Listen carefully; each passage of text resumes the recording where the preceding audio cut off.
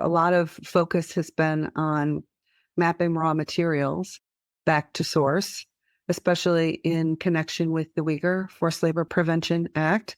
That act has such a focus on what are the raw materials here, where are the minerals being pulled out of the ground, or where's the silica coming from, or where's the cotton coming from. But I think there has been less of a focus on what happens after those things are pulled out of the ground or harvested from the fields. How do they get to you? And that center part of the supply chain, the logistics part, is also rife with opportunity for human trafficking. Human trafficking doesn't always take the form we first imagine. It can be found at almost any level of an organization's supply chain. What can compliance professionals do to assess human trafficking risk, and how can they leverage the resources of the organizations they work for to help root out this tragic problem? Gwen Hassan is here to help. This is Hidden Traffic. Hello, and welcome to another episode of Hidden Traffic. I am your host, Gwen Hassan, and this is a newsy episode, an update of things that are going on around the spectrum of human trafficking prevention, forced labor prevention within supply chains. I have a bunch of different news pieces and sources for you in this episode. So let's dive in. First of all, friend of the podcast, prior guest, a group that is a not-for-profit consortium of practitioners, specifically in kind of cybersecurity, that work on prevention of human trafficking, have created a group called Follow Money, Fight Slavery.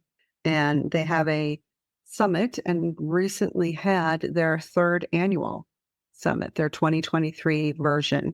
And they have very generously included all of the materials, including recordings of each session that took place during the summit, on their website. And it includes a recorded version of their live keynote address, which was from a woman who is a survivor of human trafficking with lived experience as a victim. She was originally from Budapest, Hungary, and was trafficked as a younger woman, and now lives in Canada, and shared her experience as a victim of human trafficking and now as an advocate. She does a great deal of advocacy work in this area and provides survivor-led human trafficking prevention training. So I really recommend not only her keynote address, which you'll see there, but also the other 9 sessions that are included on their website. So again, it's followmoneyfightslavery.org is the name of the organization, and you can find their third annual summit materials out there, free and available on their website. So number 1. Number 2, Unseen UK, another organization that has been on the podcast before, has started a petition, and you can sign their petition on their website, Unseen UK. And it is a petition to the UK government asking them to finally fill the empty chair. And they have a lovely empty chair graphic on their website, because the Independent Anti-Slavery Commissioner role for the UK has been vacant for over a year now. So this petition aims to get people to join them in nudging or downright pushing the UK government to fill that important role, to lead human trafficking prevention efforts within the UK. So if you are so interested, feel free to log on to their website and sign the petition, add your name to the growing clamor for the UK to appoint someone to this open role. Next item, the Mekong Club, yet another guest of the podcast. As a matter of fact, my very first podcast guest here on Hidden Traffic was from the Mekong Club, their founder, Matt Friedman. They have now collaborated with CNN, and they held they called it My Freedom Day event. It was held in Hong Kong, but it included thousands of students from well over 100 countries. as well as kind of online discussions. And there were art exhibitions and video campaigns, all around the idea of training students on human trafficking and what it is, how to prevent it, how to recognize it, etc. And one of the things they did was what they call their sweatshop challenge. And there is a video now on YouTube with CNN that talks to a few of the students and kind of reviews with them what the sweatshop challenge was and how they felt about it and kind of what they learned from going through this demonstration and simulation of what it's like to work in a sweatshop. So I recommend that to you. You can find it on the Mekong Club's website as well as by searching YouTube for it. It'll pop up under Sweatshop Challenge and CNN.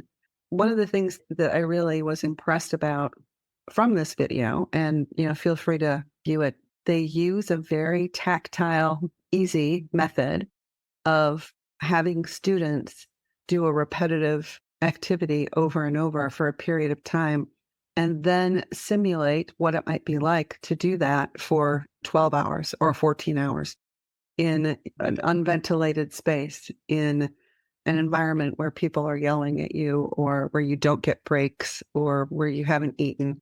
It really struck me as an interesting way to bring the idea of what it's like to be a victim of human trafficking to a real emotional and tangible place for people.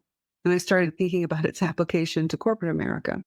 And could you do a similar type of sweatshop challenge for your supply chain workers, for people that are out there in your corporate purchasing departments who are buying from foreign suppliers? So they have a real personal understanding of what human trafficking does and how injurious it is to not only people physically, but emotionally, mentally, that might create that kind of emotional connection to the problem, which when you can create that kind of emotional connection, it no longer becomes about complying with the regulation. It becomes about acting in concert with your values and working into further what you value as a human being, which is a much deeper connection and I think a much more accessible place for people to think about human trafficking than simply as another regulation that we have to comply with. So I recommend checking out the video and thinking about whether you might be able to apply this sweatshop challenge to corporate training within your organizations. Even if on a small scale basis, I think it would be a fascinating effort. And I'm also quite sure that the Mekong Club would be happy to help you in setting up that kind of training if you were interested. All right, continuing with the Mekong Club, they have also just published a new white paper, and it is called Guide to Minimizing Modern Slavery in Shipping Supply Chains. It's available also on their website, and it goes deep into the supply chain half that is dedicated to the logistics, right? So you're sourcing goods in a foreign country and they are brought to the port, and then what happens? Most often they are shipped somewhere on a maritime vessel. It's coming across on a boat of some kind.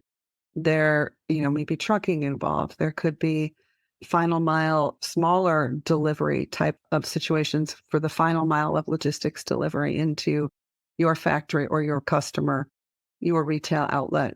So it really delves into human trafficking within that logistics portion of your supply chain. Areas of risk, case studies of where they've found issues related to trafficking. So I recommend it. A lot of focus has been on mapping raw materials back to source, especially in connection with the Uyghur Forced Labor Prevention Act.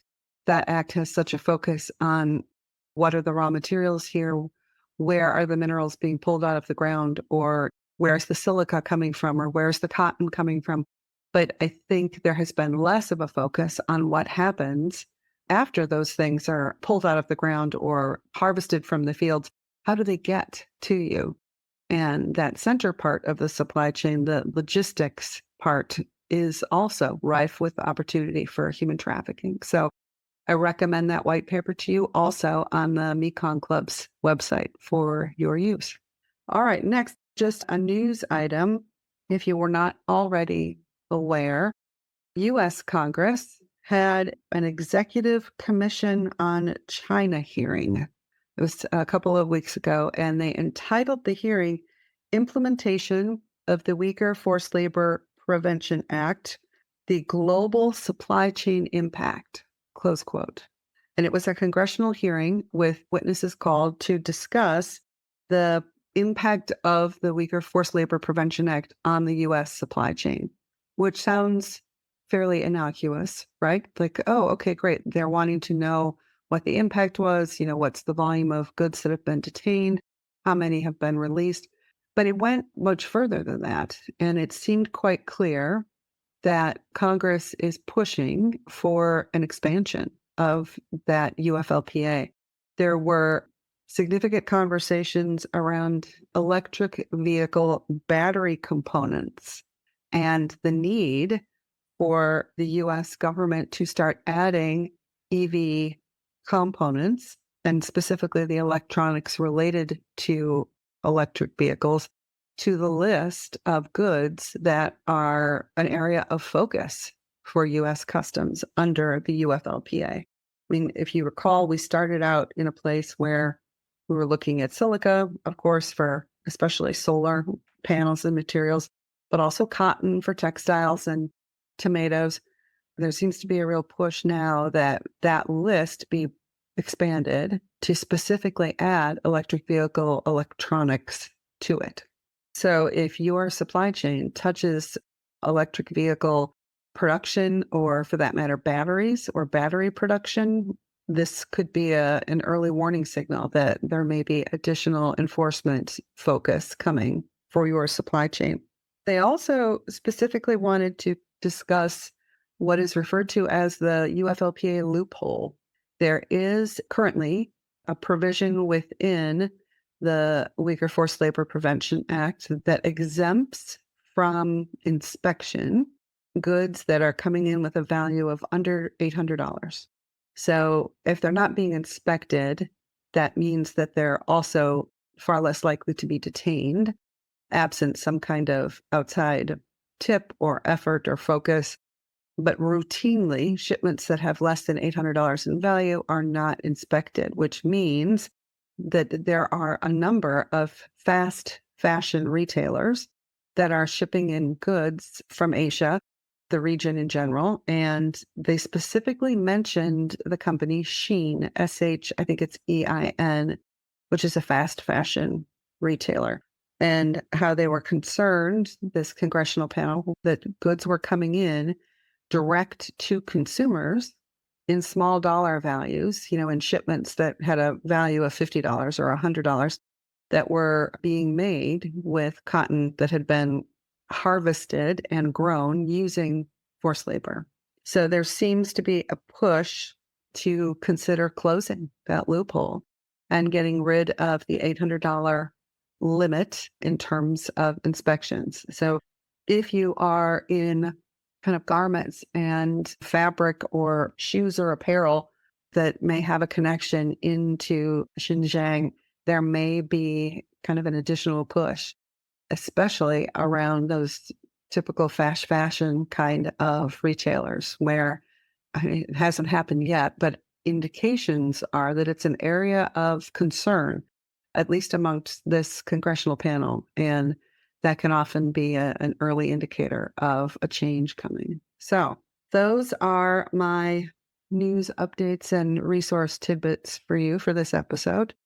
Thank you very much. Coming soon, I am working now on a new episode to cover the new Canadian law. Last week, Parliament in Canada approved their own Canadian Forced Labor Prevention Act.